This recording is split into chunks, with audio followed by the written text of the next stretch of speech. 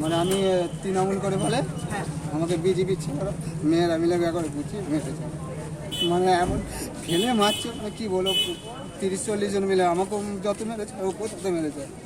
কবে হয়েছে এটা? কালকে 5:30টার সময়। কোন জায়গায় হয়েছে? মোস্তাপুরে। হ্যাঁ, 5:30টা। কেন মারধর করেছে? কেন মারধর করেছে বলতে, ওই যে আমি রাস্তা নিয়ে প্লাস হচ্ছে তোমার পাইপ লাইন হচ্ছে আমার মাঝখান দিয়ে ওপর, কারণ আমি তৃণমূল করি বলে পাইপ লাইন হচ্ছে আমার মাঝখানের রাস্তার, মানে বাস্তুর ওপর দিয়ে নিয়ে যাচ্ছে।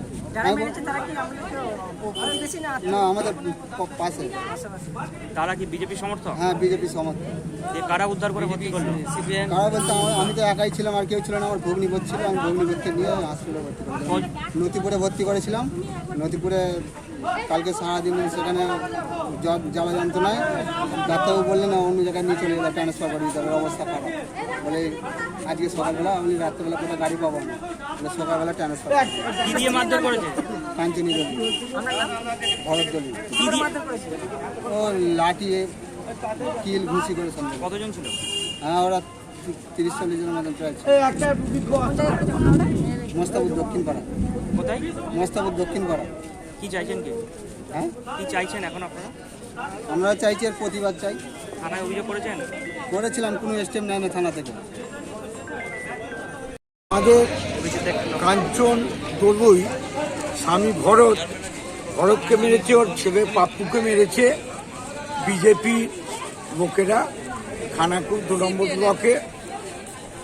নম্বর ব্লকে আমাদের সেই মুস্তাফাপুর, যেখানে সেই মিতালি গাড়ি ভাঙচুর করেছিল, সিপিএম বিজেপি দুজন মিলে এদের মারধর করেছে। তাই খুব আশঙ্কাজনক অবস্থা, আরামবাগ হসপিটালে ভর্তি আছে।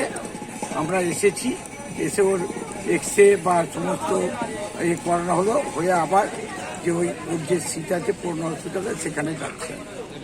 আপনারা দলের পক্ষ থেকে কি ব্যবস্থা গ্রহণ করবেন? আমরা দলের পক্ষ থেকে আমরা প্রশাসনের কাছে অভিযোগ জানানো হয়েছে। প্রশাসনের উপর আমাদের আস্থা আছে।